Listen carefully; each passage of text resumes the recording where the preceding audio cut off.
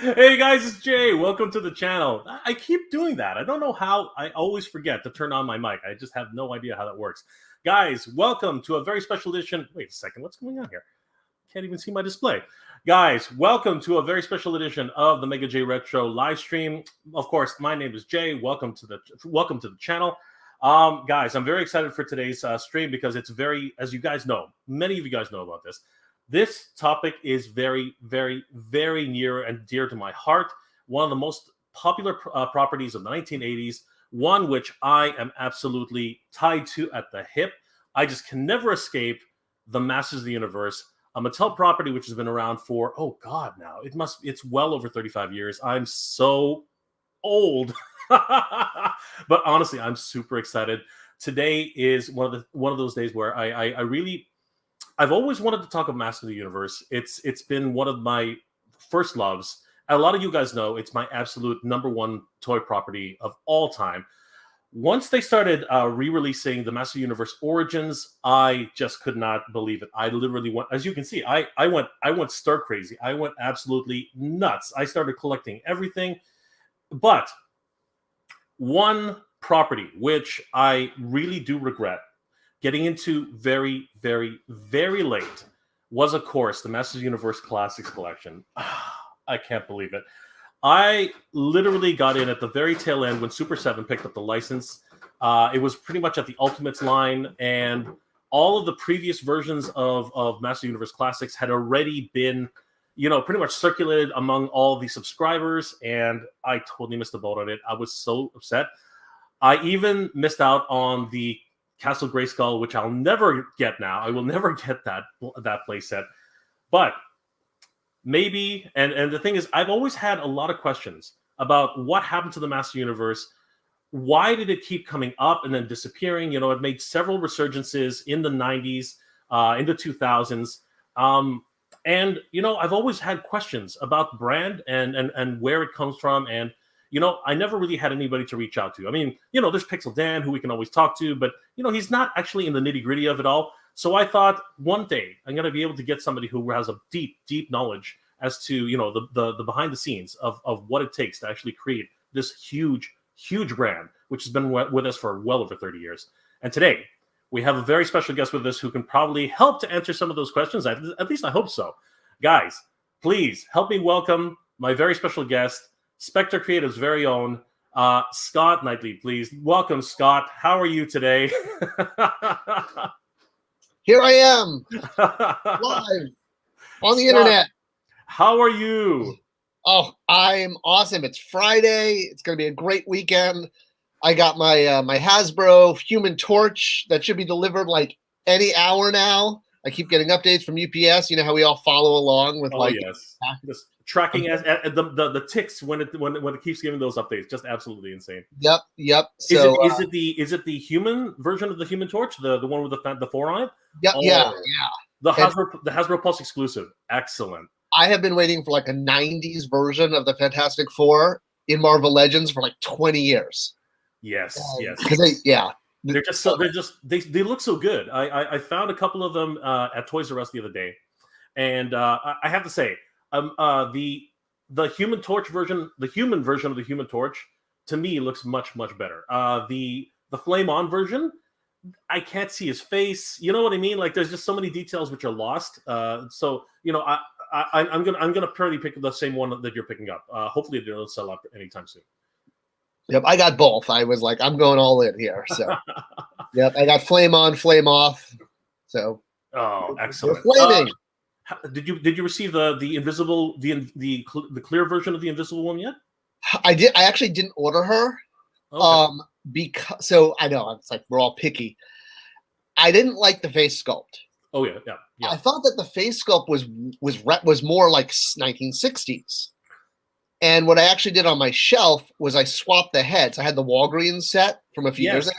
I saw that on your Twitter account. You were asking, does anybody else feel that that's the right thing to do, right? Yeah, and I kind of wonder if that was done on purpose because the heads swapped very easily.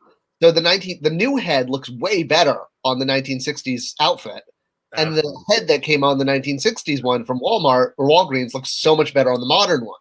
Absolutely. And the same with the Human Torches. So yeah, like it's great to like have two sets of them, 1960s and 1990s, and the version I want. And, I had to swap heads around a little bit, but that's what we do. And yeah, I'm a happy camper because that's definitely been like on my list for 20 years. That's so great. Wow. Just amazing. Again, it's one of these things, and this is what we're talking about, though. And we're going to get into that portion of it because retro is back in. Every major property of the 1980s seems to have had this massive resurgence right now, and they're selling like hotcakes. Master of the Universe, of course, is right there, helping to lead the pack.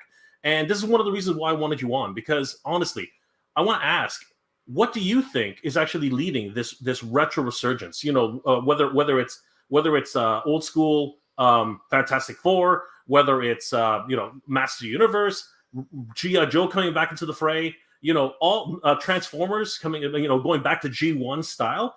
What is it that's driving this retro revolution, if you will? Well, I bet it's not the response you're expecting. It's from, again, this is my opinion. I don't have, but my opinion is that it is because studios and toy companies are very, I don't want to say afraid, but maybe concerned would be the better word, of trying something new. Most toy lines fail. And those that do well go maybe 1 year, 2 years. For a toy line to go, MOTU Classics 10 years, the modern Star Wars line is going on like 30 years, even though it's changed names from Power of the Force 2 to Saga Collection to whatever it's called, Vintage Collection now. Those are absolute bell curve extremes. Most toy lines either make it 1 or 2 years or go up in flames and just don't make it. So it's much easier to bet on, He-Man 5.0 or Star Wars, 18.0 or, transform, like basically go to a proven property and hope that the nostalgia for adults and the fact that it obviously worked as a toy line at some point in time, back in the 80s, the 90s, that will carry forward. That's, more or less why we see so much of this, is because the idea of, instead of doing that, creating something all new, like, where's the next He-Man? Where's the next Star Wars? The next, X-Men or whatever. It's much easier to just go back to what works and hope it works again. Ooh, I lost your audio. Sorry about that. That makes so much sense. But so, unfortunately, it's not a case of these companies saying, you know what, this property did so well and the fans would love it if we brought it back. It's actually more of a business decision, as it always is with these properties and these IPs, unfortunately. Yeah, and that's kind of the core of the whole adult collector market, is that you heard me going off on the Fantastic Four figures when we started. We're so emotionally attached to this hobby and to getting these figures. You can see behind me, I have 1 or 2 toys. And that tends to create a very false perception of our place within the overall toy industry. The toy industry is a $30-40 billion industry. And by far, the bulk of that is toddler and preschool and outdoor toys. Action figures are a very small category within the toy industry, and adult collector figures are a very small part within that. So yeah, we're talking like, it's like Russian dolls, right? And our emotional attachment and even our behavior, the fact that, like I said, I was like watching the UPS app saying like, okay, how long before my Human Torch shows up on the doorstep? And I know, on MattyCollector, people did that with the He-Man toys. And, we go to these toy aisles weekly, if not daily, if not hourly. So our behavior, our emotional connection completely skews our feeling of importance and how important we are and how big we are in the toy industry. When in fact, I hate saying this, but it's like we should be so lucky for what we're getting, because we don't move the stock price. Toddler toys and outdoor toys and dolls occasionally do that. Sometimes you have like, one-hit wonder like Frozen or whatever that the toys do great, like Cabbage Patch Kids. But, that usually honestly only happens once every 10, 20 years. So that's an interesting point that you make. And I want to circle back to that. But just before we start fielding some questions, because there do seem to be a few questions heading your way, Scott. Oh, yeah, let me... One thing I did want to ask. Just for some people who actually don't know who you are, because there might actually be a few people. Why don't you give us an overview as to your history with Mattel a little bit, and some of the other things that you've done recently, and some of your plans for the future. Take it away. Yeah, sure. And I'll go pretty quick because I want to get to the questions in this discussion on MOTU because it's really interesting. So I've been in the toy industry for 20, 25 years. Right out of college, I worked in medical, like pharmaceutical marketing. Basically, I know more about glaucoma than I ever wanted to know. And Mattel recognized that skill set, my ability in marketing pharmaceuticals to navigate all the safety warnings and all the protocols. It's very similar to toys where you have small parts and you have licensor lines and you have, age approach, all these warnings that have to be on toy packaging. So that was what got me sort of into the toy industry, was that skill set, which I never saw as something that would do that. But my passion really led it. And after a few years in Mattel working in Hot Wheels packaging, I proposed to upper management the idea of doing an adult collector direct-to-consumer program to sell kind of a figure-of-the-month program, and that became MattyCollector. So I oversaw that for most of the life of it, about 8 years. I worked on most of Mattel's DC superhero lines, both DC Universe Classics and some of the movie lines like Green Lantern and Dark Knight. Then after about 10 years, I left Mattel. I was recruited away by a former director of mine who'd left Mattel a few years earlier. He was at Jax, and he asked me to come on board to Jax as a director of marketing, overseeing their Big Fig Star Wars line. And I'm also a huge Star Wars fan, especially of the toys. So it was a cool opportunity. So I went to Jax for a few years. I was at Jada for a while, where I worked on the Nano line. This was actually a creation of mine. I was really proud of it. I walked into the president and said, "Hey, we should make little metal soldiers instead of toy soldiers like from war. Let's make pop culture characters." I was at San Diego Comic-Con when the Nano line first were showing off. They had this huge. I don't know if you were there because it was just a salesperson. It wasn't you, but they had this huge wall with just every single character they were planning on making. Because I don't think they actually had all the license yet. They were just like lined up on the wall. They had some He-Man characters. They had some DC characters. It was so amazing to see those. And the reason I got so attracted to it was because the Star Wars had released a small set of metal figs with their Death Star playset like years ago. It was like back in the 70s, and my parents had bought it for me one year, and I thought it was just absolutely amazing. So keep going. Yeah, that was your baby, eh? That was incredible. Yeah, you mean? Oh, whoops! I just hold on. There we go. Shrink. Yeah, you mean these guys? Yes, that's them. Oh, so I brought these in to the president. These are my actual toy figures, and I brought these in to the president of Jax and put them on his desk, and said we should do this. So yes, you're not at all off the map thinking there's a correlation between them. Crazy. Because yes, they had the trash compactor portion, the swing part. And those were great. I have a few left, but they're like all the paint's chipped off. You know what I mean? Like Luke's nose is completely like gone. It's just crazy.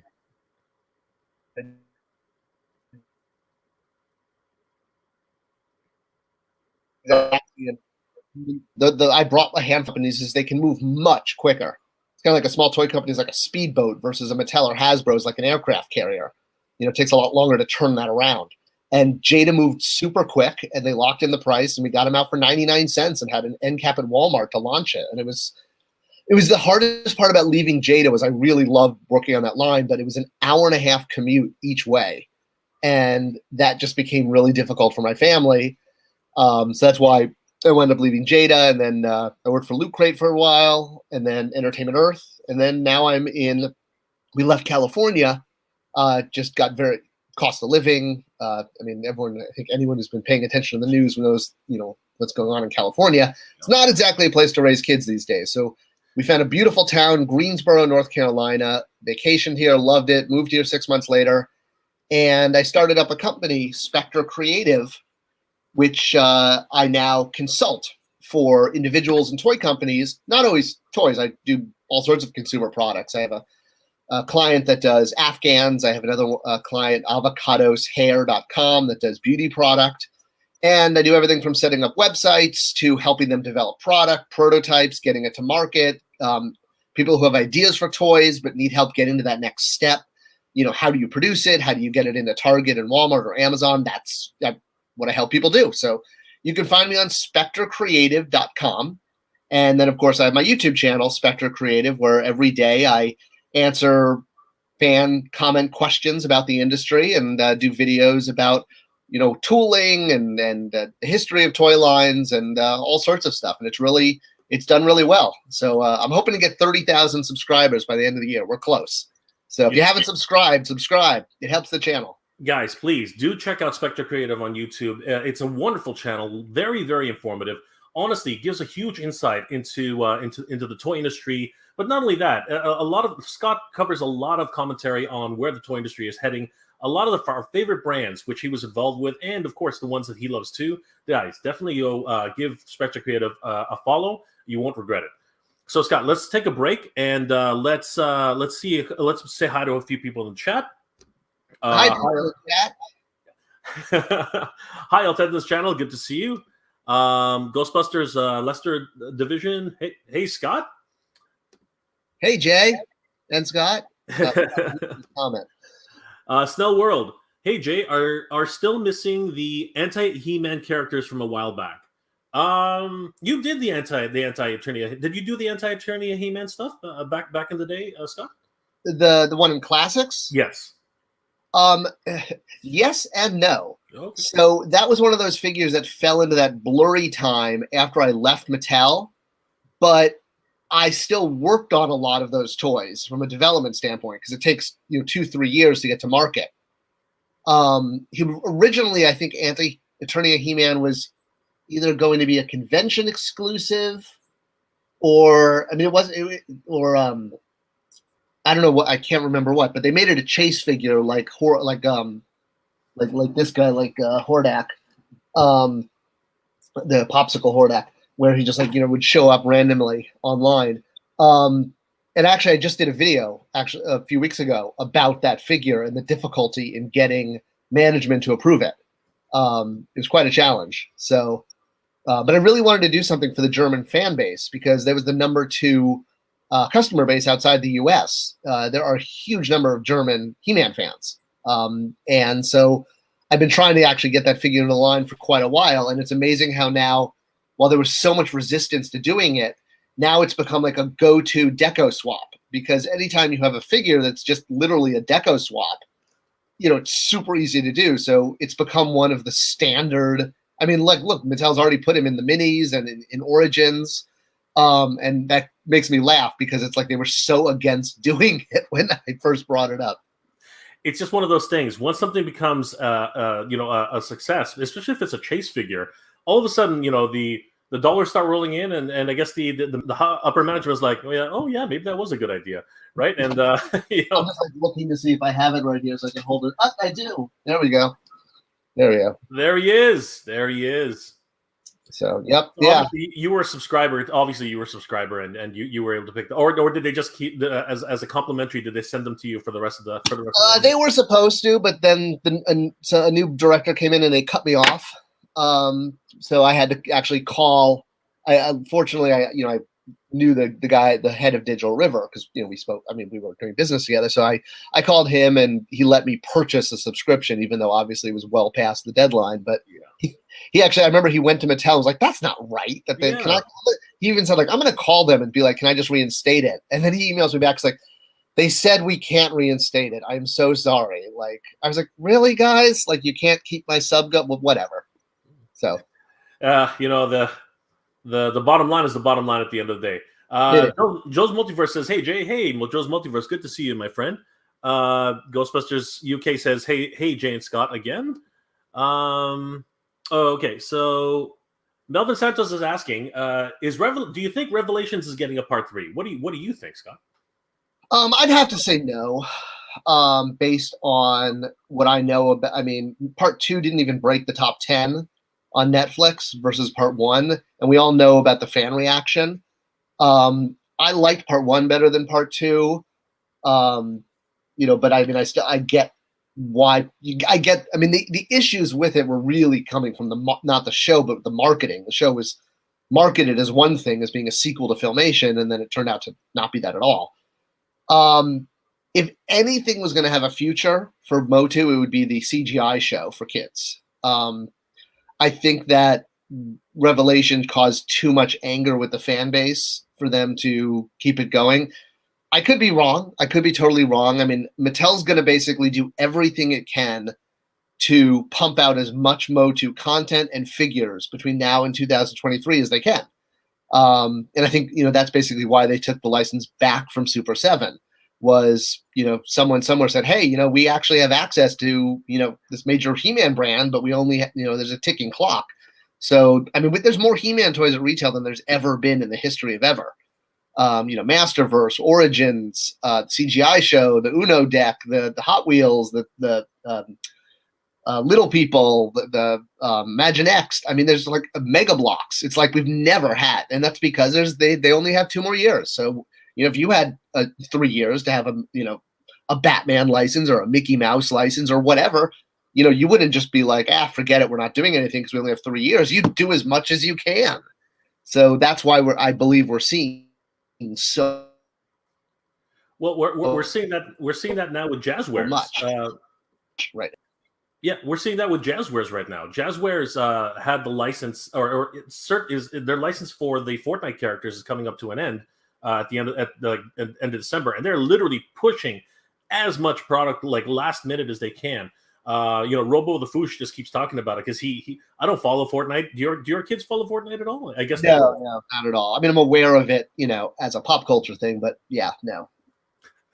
I think a certain age bracket, they're absolutely obsessed with it, and Jazzwares seems to be like just pushing it up like crazy before Hasbro takes it over, and Hasbro has already jumped the gun, and they're already releasing product. I don't know, how does that work? Like, how can they have two lines at the same time? Usually, with the way a license works, that's a good idea for a video. I'm gonna write that one down. No, that's both Jazzwares and Hasbro at the same time. All right. Double check on Jazzware because I think it's Jazz something. Just off the top of my head, I thought it was Jazzwares, but it could be somebody else. I think it's pretty sure it's Jazzware. Well, I'm pretty sure it is, but either way, I'll do my research. So with most toy licenses, there's built into the contract a sell-off period. So even after the contract ends, whatever year or season that is, you're permitted usually even up to a year, sometimes even 2 years, to sell off existing product. So by making all this product at the end, they've given themselves more inventory and more characters to release. And I'm sure, since most contracts are like this, they have a window to continue to release it, even with the license being with another company. And that's pretty standard. Got you. So Lone Star Galaxy says, greetings, Mega J and Spector Scott. Spector Scott. Big fan of both channels. Spectre's vids gave me a great appreciation for the 2000X series that I originally didn't like upon release. There was some people did not like the 2000X version. What was your take on it? Did you have any part of it at all? That was completely before I was at Mattel. But yeah, no, I was a big fan, especially of the show. And I remember being very disappointed how hard the show was to watch because they kept moving it around. They didn't really give it a permanent home. And the figure line was also hard to collect because there were like ridiculous amounts of He-Man and Skeletor. But outside of that, like getting the individual figures, I loved the storyline. I thought it was just fantastic. I mean, it was a great retelling of Filmation, but with more consequences and more drama and more lore, if you will. I mean, we had Hordak and Snake Men, and like that Keldor and She-Ra figure they did for conventions for adults was fantastic. That Trapjaw figure was mind-blowing, I thought. The Horseman just did an amazing job. There were things I didn't like about it too, but as a collector, I loved it. Kids hated it. I mean, it just bombed with kids, and that's why that was actually a big reason why the brand went into hibernation for so long. If you look at Origins, if you will, being back at retail, Origins is the first time, outside of Mega Bloks, but that's construction. Origin is the first time we've had He-Man action figures at retail since like 2001. That line included VHS tapes packed in with the figures. So there's food for thought. The line did very poorly, especially with kids. That's why they were pumping out so many repaints at the end. And it did great with collectors, but collectors just aren't enough to support a line. And that's going to be an important thing, actually, when we talk about what's going on with the current lines. You need kids if a line's going to survive at retail. And in 2000X, kids were like, what the hell is this? Like, I don't know who these characters are. They couldn't find the show. Those who could find the show actually found it weird. They thought that He-Man, the lead character, running around in furry underwear was like bizarre. And you think, why did it work in the 80s? And you have to realize it was a very different cultural time. We were in the middle of the Cold War, and very muscular giant heroes were the thing. Schwarzenegger and Stallone and Dolph Lundgren, played He-Man, all that kind of stuff. Versus even like if you fast forward to today, most heroes are skinny science types, like Iron Man, Doctor Strange, Spider-Man, that kind of thing. They're not giant people made of muscles the way they were in the 80s. So He-Man was like the right line at the right place at the right time from a cultural standpoint, which is why it worked so well. And trying to relaunch it in 2000 with the same premise basically didn't work because culture changed. But, it's like you don't know that until, it's like hindsight's 2020.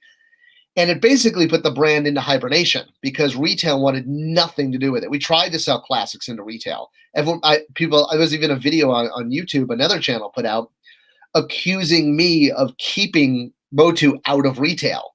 And that couldn't be farther from the truth. 2000X is what kept it out of retail. They wouldn't take classics because 2000X performed so poorly. And, it's taken 20 years before retail's been willing to open the door again to the brand. Then that was actually why I was able to do so much with classics, is because since it was a sort of a black sheep brand at the time, no one wanted any part of it. New Adventures had bombed. Before that, the original line had actually at the end bombed. It went from being $1 billion brand to going on clearance for various reasons. We can go into that if you feel like it. But it was basically considered a thrice failed toy line brand by the time I came along. The 87 line died, New Adventures died, and now 2000X died. So it was like nobody wanted anything to do with He-Man except me. And I was like, let's do it for your adult collectors, because that's the only demographic that really got into 2000X, i.e. the Keldor and She-Ra figures. And the only way to do that was to do it online because retail wanted nothing to do with it. But by doing it online, it freed us up because we weren't dependent on retail. We could do anything we wanted. As long as we had subscriptions, which is why I was always nagging people and begging them to subscribe, because essentially the subscribers just replaced the retail buyer in the toy selling established process. When Toy Fair happens and toy companies, your Hasbros, your Mattels, your Jazzwares, are meeting with toy buyers from Target, Toys R Us, Walmart, Meijer, etc.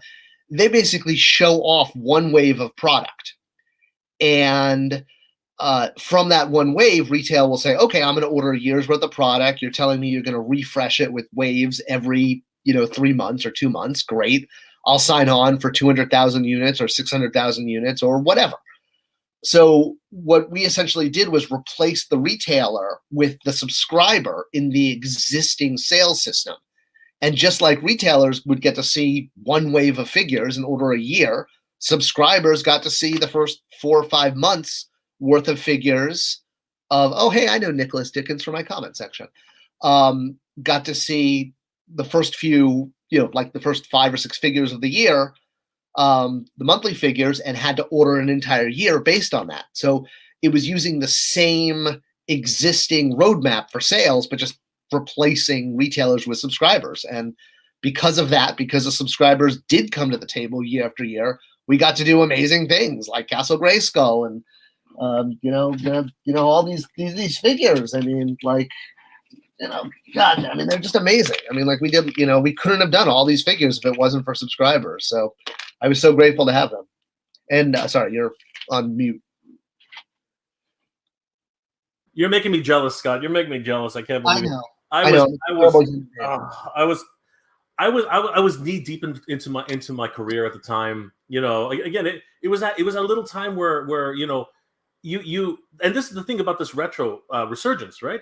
There's a time where you grow up. There's a time where you grow up and you start thinking about your career. You start thinking about money. You start thinking about getting a house. You start thinking about getting a car. The other things like sort of take a back step.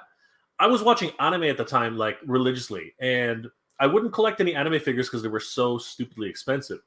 But sometime, when my career started getting, peaking, and I was getting the right salary, I was doing the things that I wanted to do.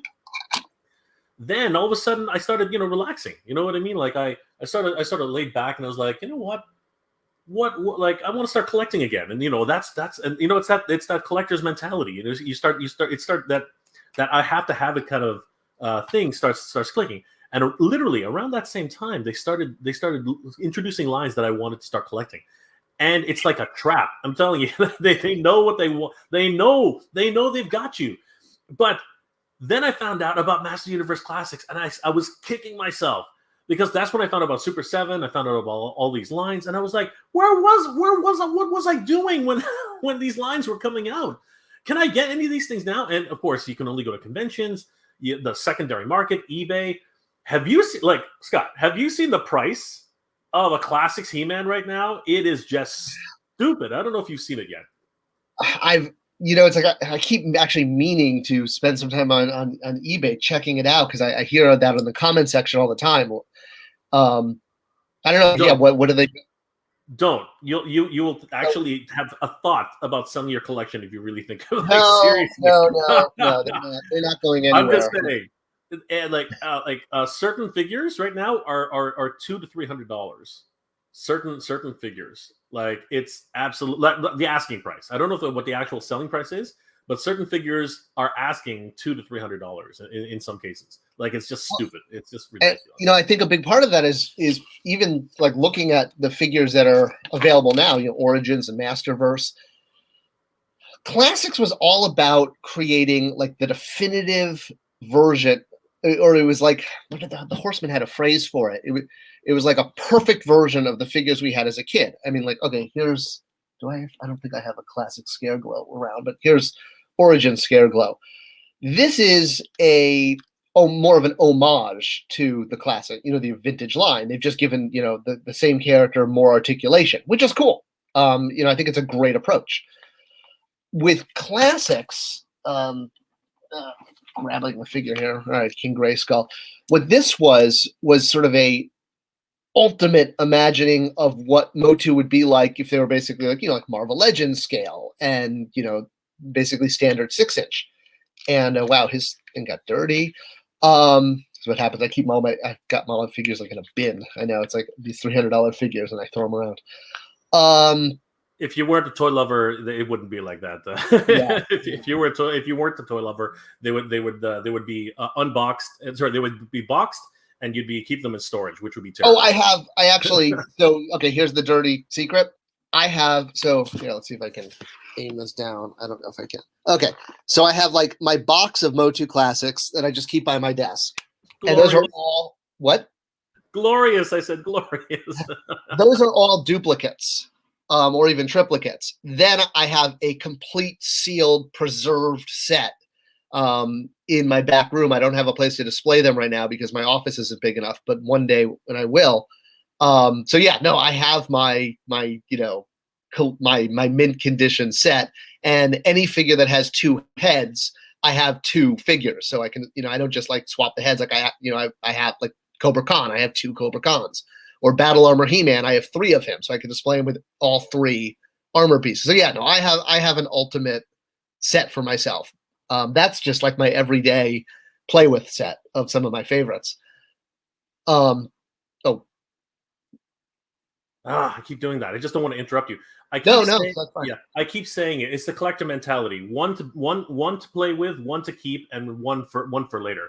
Like if people can do it, that's how they do it, right? It is. It's true. Yeah. Like people don't understand. Like the normal people, the normies, they don't get it. They just don't understand. Like my roommate, he honestly, Core is very patient with me. He seriously is. Like I've basically taken over 3 rooms in this house, and honestly, he really is very patient, and I do appreciate that. But he gets to play with these toys, so it's a bit of a trade off. But honestly, I've had to make a lot of concessions to actually stay in this house because he's ready. Basically, every day he's ready to kick me out. But yeah, my wife is basically like, you have your room, you can do whatever you want with it. I'm never going in there. Yeah, we've been friends forever. Like we've been friends since high school. Actually, we've been friends since grade school. We started a business together, and yeah, he's always been a big supporter of what I do, especially this YouTube channel. I'm surprised how, but again, he has his limits, so I got to tread lightly. I have to tread lightly. Let's take a few questions, Scott, since we taken a break here, because there are a whole bunch of people who've been. Before you bring up the questions, to answer the previous one fully, the reason that I think they're going for so much money partially is because fans realize that we're never like Origins is great, but we're never going to get like a Marvel Legends super articulated 6-inch line of He-Man ever again. So it's like that was it. That was the one. And Mattel will try other things like Origins or Mega Blocks or whatever, which are cool in their own way, but they're not classics, and they never will be. Yeah. No, absolutely not. Did you have any involvement? Sorry, we're going to get to a question quickly. Did you have any involvement with the Filmation line, or was that after your time? No, that was completely me. Okay. It was basically my way of like the main A-list characters sold like infinitely better than the obscure characters. So I wanted to find a way to refresh all of the main characters, and that was a way to do it. Now, like the Filmation look is honestly not for me. I actually don't own those toys you're playing with right now. I only own the Classics figures. But I knew that there were fans who really wanted them, and I worked hard to get those to them. I mean, it wasn't just about making toys I wanted. I got Mighty Spectre. We're done with that. So yeah, no, the whole Filmation. What was supposed to happen with the line after I left, because we had that whole 2015 like all toy lines must end. So it was supposed to be the animated series line was going to really take over as the main line at that point, and it was going to be a new way to buy all the characters. But Classics was going to continue as a new line called MOTU Chronicles, which is ironic because it has the same abbreviation. Nice bone thrown. So so it's basically so instead of using Masters of the Universe in the name, it was going to actually use MOTU, MOTU. So it's going to be called MOTU Chronicles, and it wouldn't have continued as robustly, but we still would have done figures in the classic style. Just it would have been a new line, and we would have done that purposely so that way people who wanted to sort of get off the train and feel like they had a full set of classics could do that, but those who were addicted and didn't want it to end could still get something. So you had options, and that was basically the full tank of gas that I left for Mattel. And when I left, the MattyCollector as a brand manager job, I've said this on a few interviews, it was never actually on the books a job because MattyCollector didn't do enough revenue to justify a brand manager. A Mattel brand manager has to oversee X amount of revenue. Let's just call it $100,000 or $2 million or whatever. I don't remember the amount. And MattyCollector was like tiny. It was like it was not enough to justify hiring someone full time to run it. So I ran it in addition to running all the DC lines, which was my actual job. Once I left, it triggered for them to hire someone to take over the DC lines, or actually at that time I was on Hot Wheels Star Wars.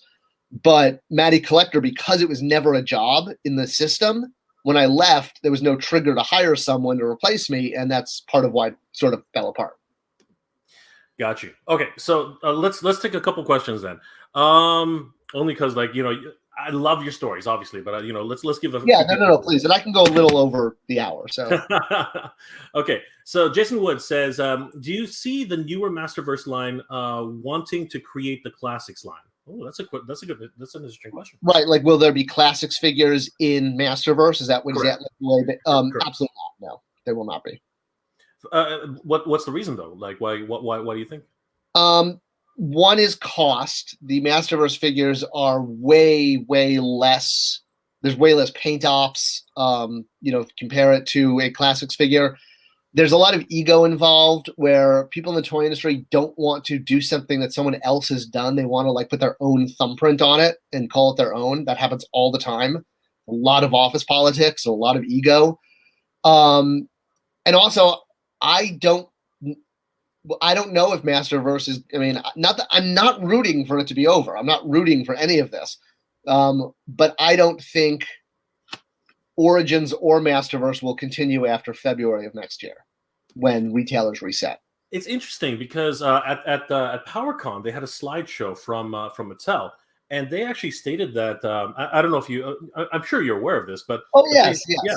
They had a slideshow which actually said that that Origins will continue into 2022 and possibly into 2023. Actually, what it said, you have to look at, like, there's an interesting thing. I did a video on weasel words and the way, not just toy companies but all public companies, like the way they phrase things to kind of, like it remains our focus. Okay, well, yeah, it remained our focus, but unfortunately, we couldn't continue the line because we didn't have retail orders. But it still remained our focus. So you have to, like, really look at the way they phrase it to cover their butt. I can tell you factually. So that PowerCon was September of 21, right? Yes. So there is absolutely no way that Mattel or any toy company knows what's happening at retail in 2023 at that point, because retail has not committed. So that is, I don't know if I can swear on your channel. That's bullshit. Go ahead. It's okay. Because to I don't want to say manipulate fans, but basically put out the messaging that, like, could be interpreted as Origins and Masterverse are guaranteed for the next 3 years. So get on board because you're going to wind up with a full shelf. And to me, that's the big thing with any toy line is it's the contract between customer and toy maker that I'll buy your toy line. In return, you have to give me a full shelf of product. If I'm going to dedicate a shelf to it, you have to fill it. So by saying that, there was definitely some weasel words involved in how they presented it, but there's no way factually that they could know that a retailer has committed to carrying Origins in 2023. It's just factually based on when retailers set and when they commit. That hasn't happened yet. That won't, that'll probably happen like next summer. Retailers will look at 2023. So for them to say that is like a little, I don't know. I'm not, that those are the kind of things that you gotta, I'm, surprised. I think because they didn't want to say that, the line's not doing well. It's obviously not doing well. It's on clearance. Walmart has already kicked it out. It's already been delisted and removed from Walmart. So Target is the only major retailer in the US currently carrying Origins. Amazon has it, but a toy line needs, really they need, Walmart, especially with that Toys R Us, it's hard. You need the numbers, and Walmart can do the numbers. So do I want them to end? Heck no. I think they're both great lines. The more He-Man toys, the better, because the more kids playing with it. But as a betting man, I have the feeling that in the February reset of 2022 will probably be the end of He-Man at retail. We're gonna circle back to the idea of major brands, major retailers and kids, because I've been getting a lot of comments on how no kids buy toys, and I have I have an opinion on that. Fascinating to find out your opinion on it. Dave Castillo says DC Universe Classics was a great line. What do you think happened with the Mattel Multiverse line that it just made such weird decisions for the designs from 2015 until its end? Well, basically, Bill Beneke was still on the line, but when I was brand managing it, I'm a comic book fan. I had a vision. I'm not trying to put myself on a pedestal, but there's the difference between someone who acted like I would have been collecting that line, buying it the way I buy Marvel Legends had I not been running it, just like I would have been buying, Masters of the Universe Classics had I not been running it and getting free samples. Fringe benefit, what can you say? So, yeah, like when you don't have someone like a David Vonner or Bobby Vallo or Bill Beneke, the people that really know the brand running it, that's exactly what happens is the line starts doing weird stuff because I said this actually on a podcast even just yesterday. The biggest eye-opener to me in the toy industry when I started was how few people, A, were collectors, or B, really even cared about toys. I mean, they cared about toys. They knew they felt very lucky to be making, because toys are exciting and sexy. I mean, you're making, stuff for movies, and you're making, Spider-Man or, Barbie or whatever, you're working on mega brands that millions and billions of people know.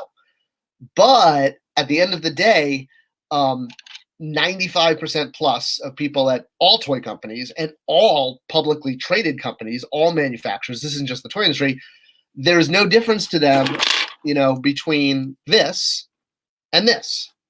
You're making something and selling it, and it costs X, and you're selling it for Y, and the profit margin is this. To us, we see like, oh my God, Amanda Waller, that's like so cool. I can't believe that figure exists. Pen, purple. There you go. So that was very eye-opening. It was really like I expected more people to be like, oh yeah, I'm a huge He-Man fan or a huge Batman fan or a huge X-Men fan or whatever. There are the Bobby Vallas and the David Vonners out there that are collectors themselves, and the me's. I try not to make it about me, but yeah, unless you have a collector running a line, you're gonna get like it's gonna be kind of weird and hokey.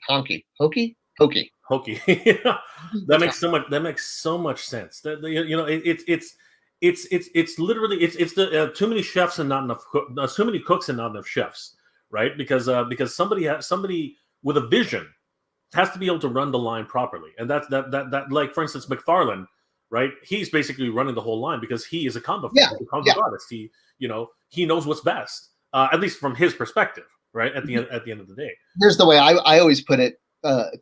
Turning your phrase, too many suits, not enough Geppettos. Got you. Wow, that's a good one. I'm gonna have to keep that one. I'm definitely gonna snipe that one from you. Snellworld says, "Do you think we'll ever get a movie version of Castle Grayskull?"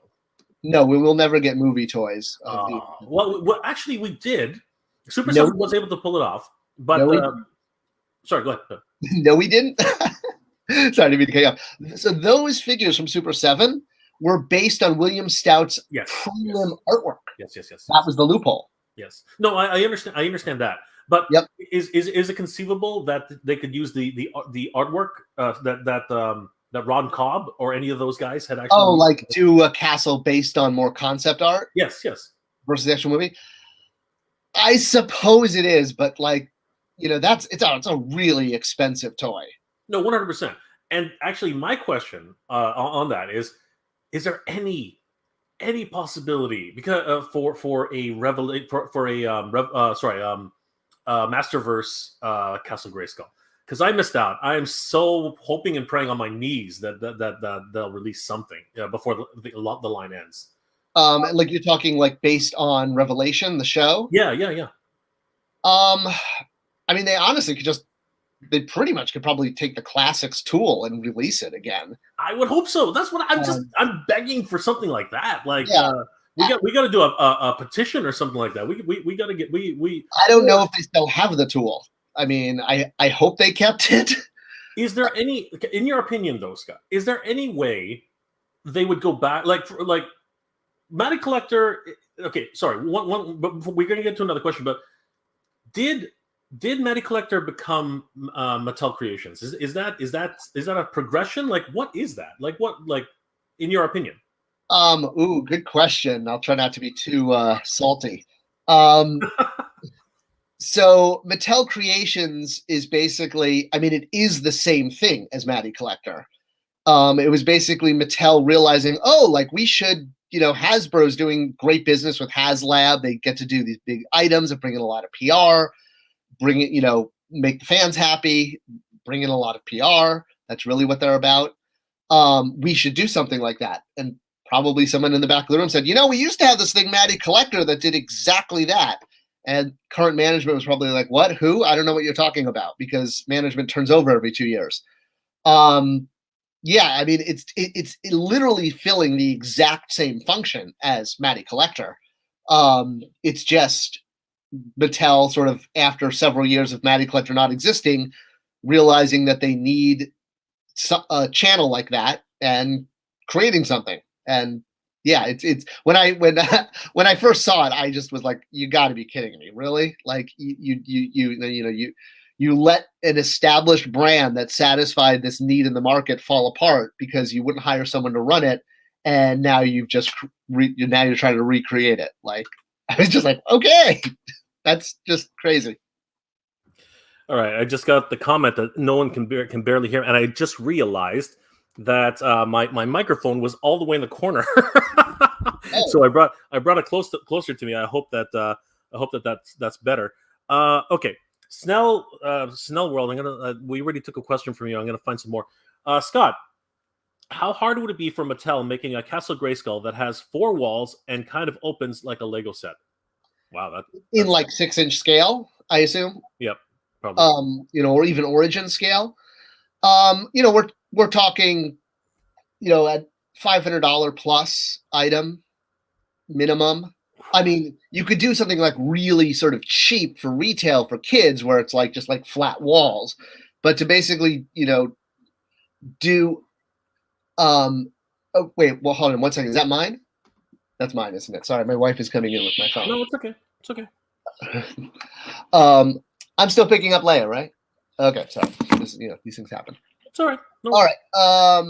So yeah, to do something like MOTU, like the Classics Castle Grayskull with 4 walls, which a lot of people were asking about.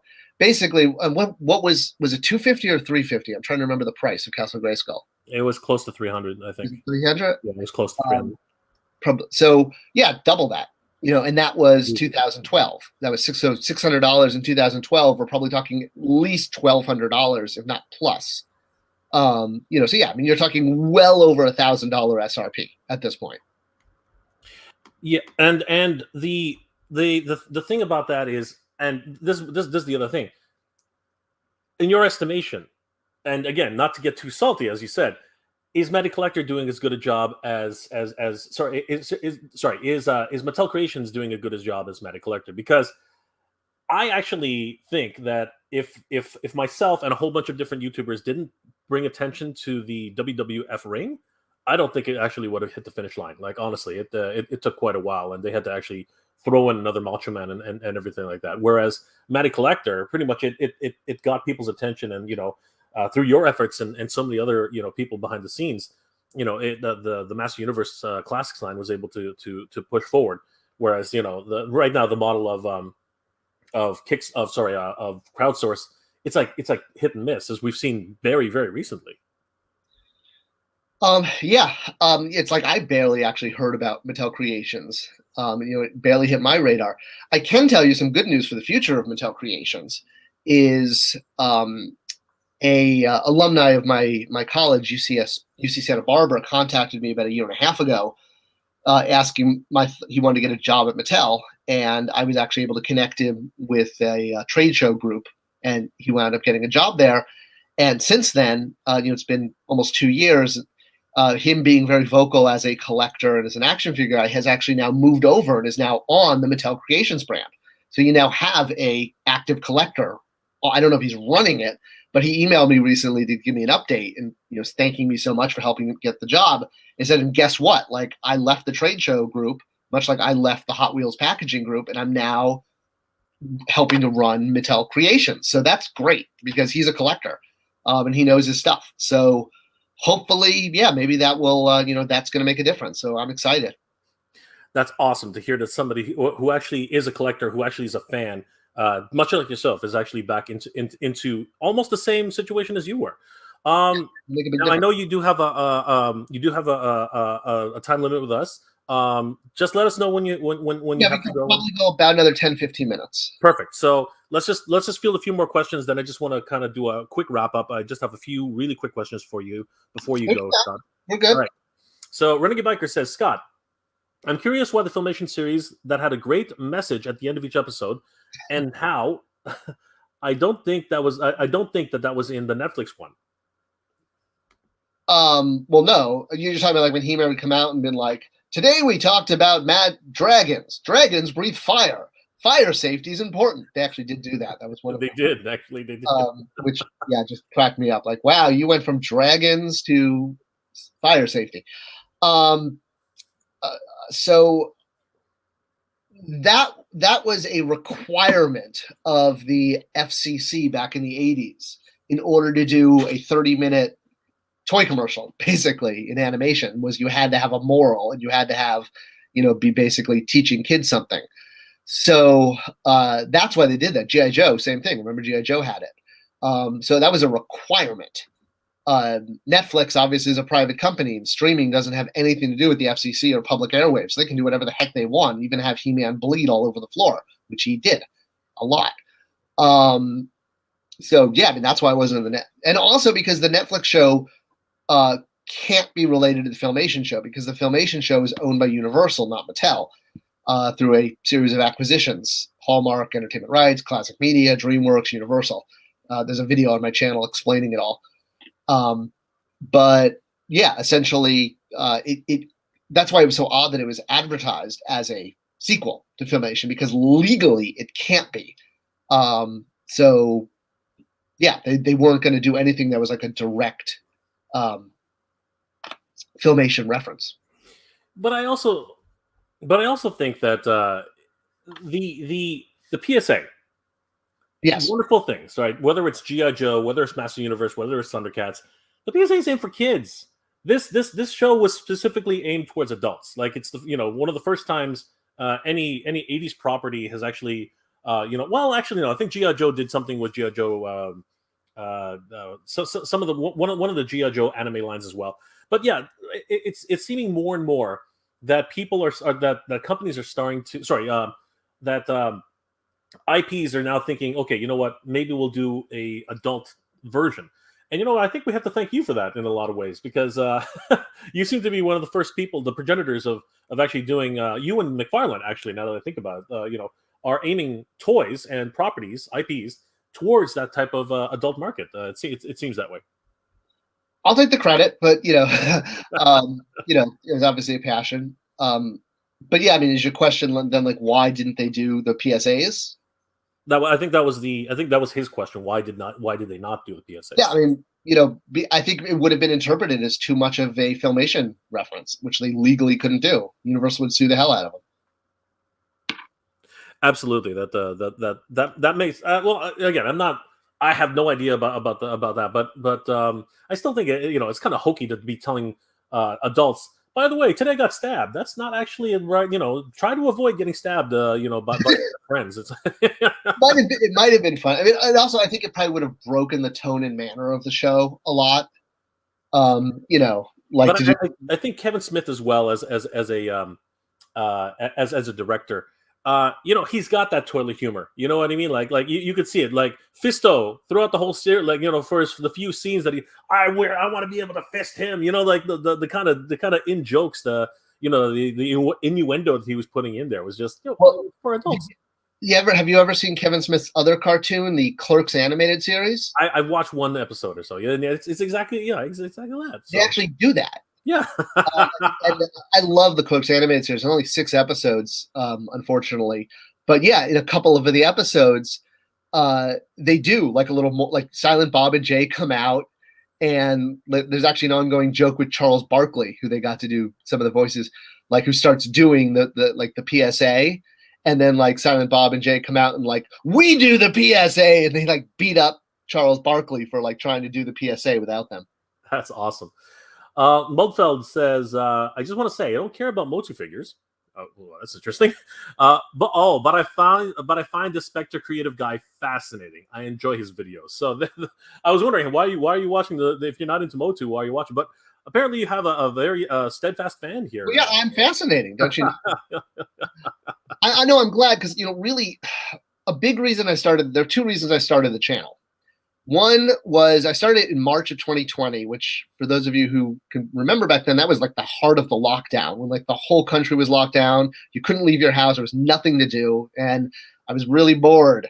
My daughter's on Zoom school. I have my clients, but it doesn't take up all day. So I was like, okay, well, I'm going to start a YouTube channel. And looking at what the YouTube toy community, yourself included, there was sort of like 3 or 4 categories of channels. There were the channels that review toys. There are the channels that, discuss the industry. And there's channels that just bash on the industry and say how horrible it is. And most of those channels tended to have misinformation, or they had their own opinions, which they were applying as fact. And that was concerning to me because when I was brand managing at Mattel and Jax and Jada, a lot of the anger from fans were because of things that just weren't true. Or like putting their own interpretation on events or just things happening. So I thought, you know what, I can do a channel and I can actually explain the why. I could explain what tooling is. I could explain why reissuing figures is difficult from a financial, mathematical standpoint. People are like, why don't they just, re-release, Anti-Eternia He-Man? There's people who want it. There's a reason you can't do that. And it's tied to minimum order quantities with factories. I made a video about this. So most of the stuff on my channel is basically, there really wasn't someone from in the toy sphere of videos who actually worked in the toy industry and could explain the why. And that was really a big thing. And I think that's what's led to why my channel is very unique. So for those of you who haven't checked it out, Spector Creative on YouTube, I have daily videos because I'm insane. I record about 30 days in advance though. So like the video I do today won't be out till January, but anyway. Honestly, you know what, Scott, your story mirrors my own. I had my channel was basically a cartoon review channel and anime review channel. And after we all got locked in our homes, I just went stir crazy, and I was still doing my videos. But I remember thinking to myself, the moment I heard that from Pixel Dan that Master Universe Origins was out, and actually no, that's actually that was in the back of my head. But the first thing I thought about was when Ghostbusters, the Kenner Ghostbusters was reissued. I said I have to get those because those were a huge nostalgia for me. And mine are broken. The wands don't, the little squiggly on the wands, they're busted. And I made it a point to go hunting for those. And that, again, who knew it was going to do something really crazy and just become something, that now I'm loving to do, something that I love to do, just go out hunting and talking about toys. And you know what? Obviously, you have such a knowledge and a wealth of knowledge about the toy industry and collecting as well. It's wonderful how you can share your passions with everybody, with your channel. And once again, guys, if you haven't already, definitely head over to Spector Creative on YouTube. Go give Scott a like and a follow. He has tons of videos on the toy industry and, of course, his thoughts on. We're probably nearing 1,000. We were at like 700. We're getting close. He does daily videos, so basically, it's not surprising that he's already at that level. Only a year into it. So, guys, definitely go check it out. All right, we probably have time for like maybe 3 more questions. And I know you had specific stuff about He-Man you wanted to ask about. Yes, very quickly. Right now, and we can always by the way, we can always do this again. Like, sure. Thank you, Scott. I really appreciate that. I know today's tight for you. Right now, it looks like we've already passed a bunch, but most of the major questions, because a lot of them are just praising you, which is really great. There is one last question here, but I don't know if you want to answer it. I'll let you know. All right. Well, here we go. It's good to at least acknowledge it. Maria Lily George says, "Why did you ruin and rewrite MOTU with the stupid mighty Spectre?" So when I set out to get a job at Mattel, it was all with the evil intent of how can I get myself to be in charge of He-Man, eliminate He-Man, create my own character that will then become as beloved, or even if it doesn't become beloved, who cares, because it's my character, and I'll use him to take over the brand. So I had this plan for years. I mean, it took years of plotting and planning, and it was like a chessboard, moving all the pieces around to get this to happen. Okay, so for those of you who don't know, this is Mighty Spectre here. For the 30th anniversary of Masters of the Universe, which was in 2012, we wanted to do something special. And we came up with a couple of different ideas that we proposed to management. We proposed doing like really obscure figures, kind of joke figures like Chef Allen, doing like ultimate versions, doing prototype like figures based on like Vicor. There we go, there he is. Based on the prototype concepts. The one that they liked the most was the idea of doing original characters that had never been a toy before, because the original He-Man line in the 80s, when it came out, it didn't have a show. The mini comics were packed with the figures, so that basically a lot of fans, kids in the 80s, their very first interaction with Masters of the Universe was seeing them as toys first. And that's a very unique thing. It's a very unique emotional connection. I love the emotional connection between product and consumer. It's actually what my company, Spector Creative, is all about. And so with the idea of recreating this very unique emotional bond of seeing a toy as a figure before you see it in anything else, we said, okay, great. We're going to create 6 brand new figures. Well, let's reach out to 6 of the people who worked on the brand in the 80s and have them each create a figure. So I tried doing that. And as we discussed earlier, most people who work at, companies that produce things just see them as things. The guys who worked on the brand in the 80s really weren't like, they were toy fans, but they weren't like, these diehard He-Man fans. You even knew what they were just like making a toy line that they knew was selling. On top of that, there were some legal issues. There's a couple of the people that are creators that have, butted heads with Mattel over the years. There's been lawsuits, counter lawsuits. I tried reaching, I tried reaching out to as many as I could in any way I could, the ones that legal would let me. And basically, at the end of the day, none of them would do it without getting paid. And you had basically this program, these 6 figures, where you had to basically agree to make the figure for free. It was for the love of He-Man. And none of them would. So, all right, that idea was at the table. My backup plan was to reach out to comic book artists or writers. Same thing. Be able to, get Stan Lee or, whatever to create a He-Man figure. We did a Stan Lee figure, but that's a whole other story. In the end, the only person I could get to do it for free was Jeff Johns, who I'd met doing Green Lantern, the movie, and we became very good friends for like that period of time. Went to his wedding, that kind of stuff. And he was a big He-Man fan. We used to just chat He-Man for hours. And so he was like, oh my God, yeah, I'll create a He-Man fan. He wasn't looking to make money off it. It was, again, just for the thrill of doing it. Everyone else said no, or they wanted a huge amount of money. And we had no budget for doing this. Literally no budget. So I'm going back to management now for a third time saying, okay, we tried reaching out to the creators. We tried reaching out to professional artists and writers, and we can't get enough people. So management was like, stop wasting your time, Scott. This is ridiculous. Just, have the 4 Horsemen do one.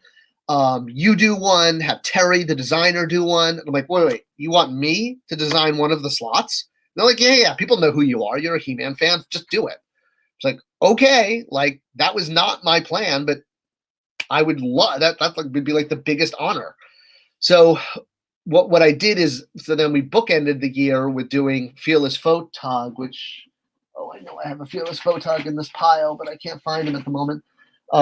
He was the figure that won the vintage Create-A Figure contest in 84, 85, but never got made. Nathan Bittner created him. So I was able to connect with Nathan Bittner, get him to sign a new contract, letting us do the figure. And then the end of the year, we did a new fan Create-A-Character contest, and the winner was Castle Grayskull Man by Daniel Benedict. So that took care of 2 slots. So now we had 4 slots. One was for Jeff Johns. Well, one was the Horseman, Terry, and me. Oh, yay, 6 slots. We did it. We filled it up. So everybody, each of those people created a brand new character. And the character that I did was Mighty Spectre, who was, a character I created as a kid. And like I was like, yeah, I want to do my superhero character that I created, and you know, I wanted to fit into Masters of the Universe. So since he was supposed to be kind of a time travel secret agent, Terry actually came up with the idea of on his arm giving him like Gwildor's cosmic key tech. So it's like a shrunk down 2.0 version of the tech that Gwildor uses for, you know, dimensional portals and stuff. And really, my only regret with Spectre was I named him Heroic Master of Time Travel. And that was just the cadence of He-Man branding, you know, Master of Weapons, Master of Beasts, Master of Ocean, or whatever. By calling him Master of Time Travel, I think people thought he was more like Kang, or, you know, something where he was like this guy who manipulated time. And I wish I just called him Heroic Time Traveling Spy. Because that was the deal. Was the suit is like the DeLorean, the suit is the time machine, and he only gets to wear the suit because he's so loyal. He's a former palace guard, and he's so loyal to the king and queen that they let him wear the suit in order to go on officially sanctioned royal missions. So yeah, the idea that he was supposed to take over the brand is something that people who don't like me made up, because it's just not true. There's no evidence for it. If Spectre was supposed to take over the brand, here's the bottom line, and I'll have to go in a moment. But if Spectre was supposed to take over the brand, why hasn't he taken over the brand? Like, he's an obscure character, much like you know, Molar's a bad example, but like Chakotay, you know, it's like most people don't know who Chakotay is. Yeah, I mean, we do, but you know, he's an obscure character. You know, he's not the lead. He's not even close. He's not even. I would consider him a D-list character of anything. Yeah, and also actually one of the asks from management when we were creating the new 6 characters was they wanted the 6 characters to sort of tie large areas of the lore together. And doing a time travel character worked so well because he could hang out in Preternia or King He-Man's time. And that was very deliberate because that was the ask from management was that, you know, same thing with Sir Laserlot, Jeff's character was a character that Spectre brought from Preternia to King He-Man's time. That was very deliberate, answering management's request to have the new 30th anniversary characters somehow tie large amounts of lore together. So that's all. That was it. Like, it doesn't get deeper than that, and people can keep saying over and over again, but it's just not a fact. It's like saying, you know, you can say this pen is red until you're blue in the face, but it doesn't make it red. I mean, you know, so life goes on. You know, and Hulk Smash says it right. LOL, but people are so dense they will not know that he's being sarcastic. You know, like it's these things where, you know, the art of sarcasm is lost now. You know, everyone takes everything just too seriously. Thank you for sharing that anecdote. And again, your humor in the situation is you know what, it's really admirable, because honestly, anybody else would be, you know, pretty pissed off. I mean, there are people who, you know, would be just offended by the things that are happening, you know, to you know, people accusing the accusatory you know, tone that people take with it. It's just ridiculous. What are you gonna do? You know, a sarcasm detector. That's a real useful invention. Yeah, you know, these are toys. Come on, we're having fun. Like, you know. Absolutely, and again, toys are exactly that. That's exactly what. And you know what? I know you have to go. Unfortunately, there are a few more questions came in, but we're not going to be able to get to them. First of all, before anything else, I want to thank Scott for taking some time out of his day to be with us, guys. Please, you know, if you haven't already, and please do, definitely go check out Spector Creative on YouTube. Definitely a wonderful channel. Scott's got a wealth of information to share with everybody, and of course, if you ever have any questions, you know, about Masters Universe or any other topics, Scott, I believe that you are taking topics for new videos, if I'm correct. Oh yeah, constantly, and I take screenshots from the comment section. Be like, you know, I'm looking for I can't pronounce that. Machine Man, you know, on the, you know, comment section asks. Da, da, da, da. All right, well, let's answer that. Like, that's half my videos. Let's come back. Let's do this again, and we can answer. I want to answer all the questions, so we can totally come back and do 2.0. I really appreciate that, Scott. Thank you so much. But one really quick question before you go, and because this comes up constantly, and I just have to get your opinion on it really quick before you go. I keep getting like so many people in the chat, like so many people in my chat, so many people in my live streams. You know, there's this misconception, in my opinion. I don't know 100%, but the way I look at it, toy stores, like Toys R Us here in Canada, any major brand, any major big dedicated toy stores, they have to market to kids. There's absolutely no way a toy industry can survive without kids. Everybody, like I get so many people saying no kids play with toys. Nobody plays, like the only adults collect toys. I'm like, that can't possibly be. There's a finite number of adults who would buy toys. It would not support an industry. What's your take on that, really quickly, before you go? I actually have a great video about this, I think, coming out next week. Well, there you go. Maybe we should just save it for then. But like a way of quantifying that and looking at, so definitely look out for that. Here, let me look at my channel. I'll tell you when it's going to premiere. Boom, boom, boom. But why don't you just give us a hot take, and then we can definitely take a look at. We definitely will link the video for the next time when it gets long. So it's okay. I'm like already here. I know I wanted it out before Christmas. Here we go. It's going to be on the 18th.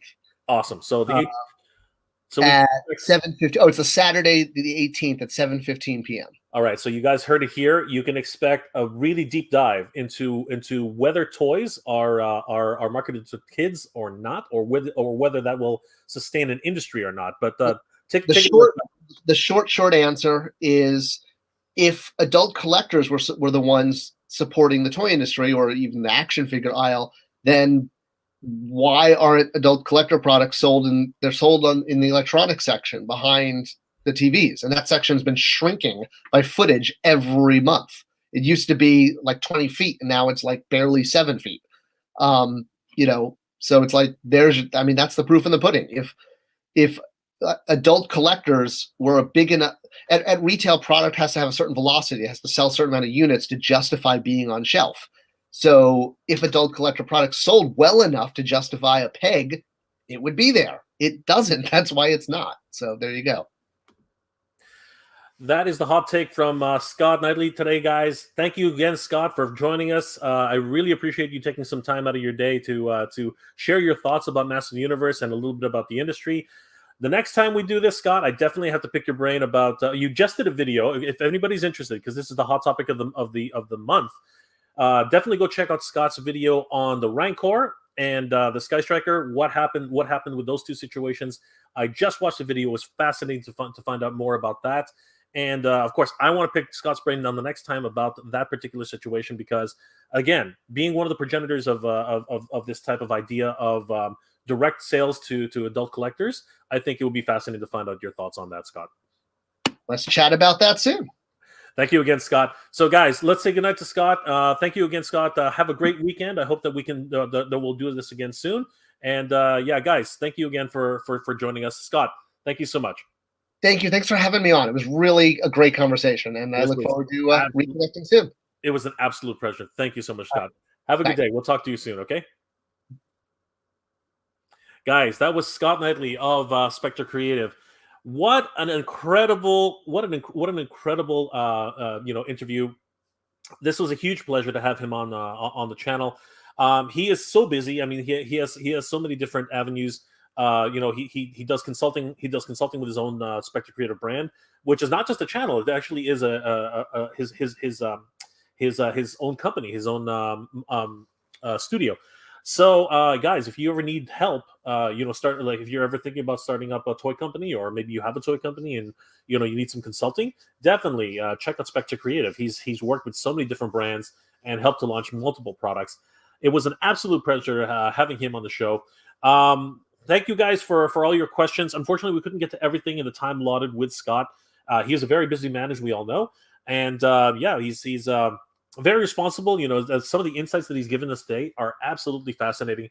For anybody who didn't catch it, that was sarcasm. Spector Creative was never meant to be a character to take over the Master Universe. He was just another slot, as Scott has mentioned multiple times. I think Scott gets a bad rap a lot of times because, again, he as with a lot of people who are responsible for things, much like Kevin Smith, much like a whole bunch of other people who are responsible for something, they get the blame at the end of the day for whether or not a brand lives or dies, or what happens to the brand after that person leaves. So it is interesting to actually have Scott and to be able to get his insights on these types of these types of things and everything that we ever wanted to know in terms of what happened, the history of Matty Creator, MattyCollector.com, how it came about. And Scott already said, he would love to come back to do another round 2, if you will. And I really hope that we can organize something, sooner rather than later. Would love to find out more about more of his thoughts on the HasLab situation and everything that's happening there. Would love to find out more about that. If you guys haven't already, please do check out Scott's Spector Creative's website first of all, as well as his YouTube channel. It is a great resource for anything toy related in terms of the toy industry and of course Masters Universe. Guys, I think you will at least appreciate the type of content that he puts out. And you know what? It's actually fascinating to look at some of the history of toys and the toy industry as a whole. Okay, so we're gonna log off pretty soon. I will take a few questions just before. I tried to I don't know if you guys noticed, but I tried to flash all of your comments on the screen because obviously, with this format, it's very, very difficult to to get to everybody's comments. But I always try to just flash everybody's comments on the screen. So let's just see if there's anything that I missed. A lot of spam, right? A lot of people are noticing that there's a lot of spam. Anybody want to see some naked girls? Yeah, that's not. Oh, the spam bots, just crazy. Been putting them on timeouts and banning them like crazy. Yes, Richard. I would have liked to find out about Scott's opinion on Mondo figures. I think Mondo is myself. If you want my opinion, I think Mondo is fascinating. I think that they're amazing. I think they're really overpriced, in my opinion. Okay, they're wonderful figures. I think they look great. But if I could afford them, oh my God, that Battle Cat looks insane. I'm really excited for that Battle Cat. Might be the first Mondo I go in on, and it's probably going to be like $400. Oh, crazy. And then I have to buy He-Man, right? I have to buy He-Man, which is impossible because he's gone. I hope they come in a 2-pack. Lone Star Galaxy. If anyone of us were in charge of a toy line, wouldn't we want our own ideas/creations immortalized in plastic? Appreciate your good sense of humor about all the hate. That's awesome. Thank you, Lone Star Galaxy. Yes. Scott's a great great guy. He really does take everything with a great assault and really with a good sense of humor. Studio Hench, thanks for the discussion, Scott and Jay. I always enjoy listening to you both. Thank you, Studio Hench. I really appreciate you being here. Machine Man gives a thumbs up. Jason Wood says thank you to both Jay and Scott. Greg Martinez, when we Gen X die, the toy and comic book industry will die. I don't think that's true, Greg. As Scott highlighted, the toy aisles would not exist without kids. Toys are made for kids, and it's what I've always been expressing as well.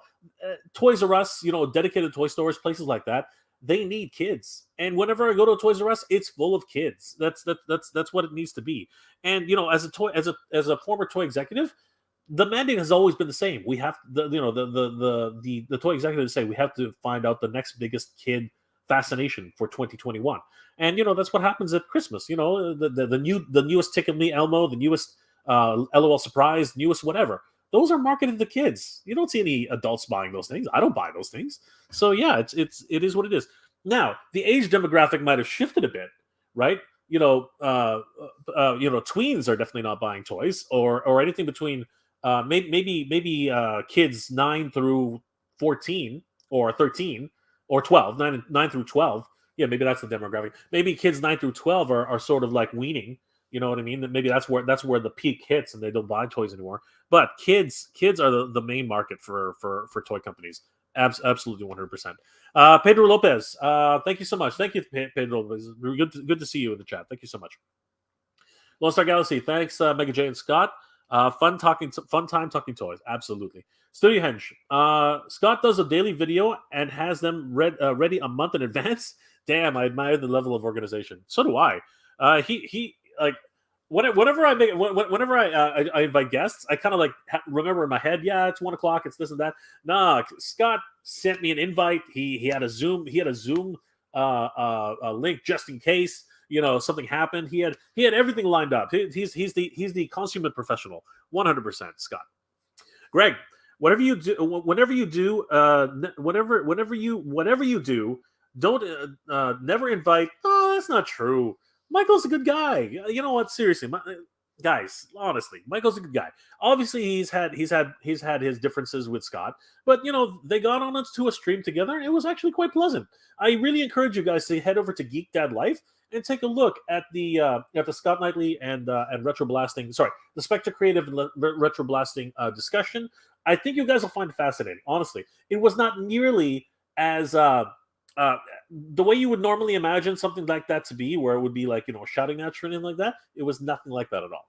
Honestly, it was two adults having a discussion, a debate, and honestly, it actually turned out really, really well. I think Greg. No, if Michael French ever wants to come on the channel, he is absolutely welcome. And of course, I would love to be on. I would love to have a few minutes discussing things with Michael. There's no animosity here. There shouldn't be. We're all adults. We're all adults, and we should all have that time to be able and be grown up enough to actually have discussions with each other. Seriously, there should be no reason why anyone should not be on anyone's channel. Truthfully. Richard Haynes, thanks a lot, Jay. Great video. Thank you, Richard. Thank you for being here. I really appreciate it. Thank you for all your support. Bayushi Gemma, Toys R Us coming to New Jersey. The comeback has begun. Yes. If anybody hasn't seen that video that I did about the flagship Toys R Us returning to New Jersey, the America Dream Mall, guys, definitely check it out. It is fascinating. It's fascinating. Bayu Gemma, Bayushi Gemma, please, if you're in the area and you are actually going to be at the grand opening, please take some video. Contact me, send some photos my way. I would absolutely love to see what it's about. I would love to see how it goes down. Please, if you're able to, check me out on my Instagram, MegaJ Retro on Instagram. Please let me know how it went. I would be absolutely grateful if you sent me some video and some photos. That would be excellent. Renegade Biker, Jay, I am now at 101 subscribers on my channel. To me, this is a milestone since I started the channel on July 25th, 2007. Congratulations, Renegade Biker 24. Guys, if you haven't already checked out Renegade Biker's channel, please head over there.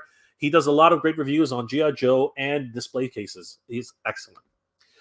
Victor Hugo, you may not agree with Scott, but you can't deny he's very knowledgeable. This is true. Thank you, Victor. Renegade Biker, gotta get to work. Gotta get ready for work. Later, JNL. Later, Renegade Biker. We're about to log off anyway. Richard Hayes, I totally agree with the price of Mondo's. I only have 3. Man-at-Arms is my favorite. That figure is amazing. 100%. He looks incredible. Love the sculpt. Love the pauldron. Love the fuzzy armor. Love it all. Beautiful. Victor Hugo, yeah, toys are made for kids. We are just the weird, cool deviants. Right here, baby. Right here. Big ass deviant. That's me. That is me. Oh, okay, that's fine. No worries, Bayushi. I was hoping. I was hoping that you were in New Jersey, Bayushi. But if you happen to be in New Jersey during the opening, I'm just saying. Thanks, thanks, Bayushi. I really appreciate it. Greg Martinez, yeah, Elmo. Back in the '90s, all kids wanted, back in the '90s, all kids want are iPods, iPhones, and PlayStations. That's what I see with my relatives. You know what, Greg? I know what you're saying, but I think it's a certain demographic. Remember, toy companies exist because they're selling to kids, not because they're selling to adults. Again, we can argue this all day, Greg, but I'm telling you, if you actually go to a toy company, the majority of the toys that they produce are not action figures. The majority of the toys they produce are for kids. Isaiah, what was your most excited? What was most excited to see you today on Hasbro Fan First Fridays for Power Rangers? Sorry, brother, I was here doing the live stream. I missed it. I'm sorry. I'm gonna have to check it out. Thank you for reminding me of that. I'm definitely gonna have to check it out. What was your favorite, Isaiah? Let us know in the comment section, because we're gonna log off right now. All right, guys. Once again, thank you so much for joining us for this live stream with Scott Neitlich of Spector Creative. It was wonderful having Scott on the channel. We hope to be able to do it again with him. This is part 2, if you will. Want to pick his brain on so many different subjects. Obviously, today he had to, a lot of prior engagement, and a lot of prior engagements, and he's doing his thing. Hopefully, he'll be able to visit us again. And of course, it was wonderful to have him on. Love his insights on the toy industry. It's so amazing. Last comment before we log off. Retro Blessing Guy was just in the defense. Was in the defense. Frenchie was like, okay, Greg, I understand. But again, you know what? I welcome everybody. You know, I don't deny everybody. Once you start denying people, that's the slippery slope. And you know what? It just goes downhill from there. Seriously. So, guys, once again, thank you so much for being here on the chat. I really appreciate everybody's support. Thank you again for liking, commenting, and subscribing to the channel. You guys are amazing. I will be doing another live stream later tonight because something just happened. Something magical just happened with the latest Hasbro HasLab. So, guys, if you haven't checked it out already, head over to Hasbro HasLab. I think you'll be very, very surprised, and it's going to be absolutely insane. Well, guys, thank you once again for liking, commenting, and subscribing to the channel. I really appreciate everything. I appreciate all the support. I hope each and every one of you is doing well, staying safe. Last comment. Red of Your Life says, Skeletor's throne. Yes. The Bone Throne. Thank you, Red of Your Life. I really appreciate it. Guys, once again, I hope all of you are doing well, staying safe. And as always, everybody, thank you very much for watching. Geek Proud.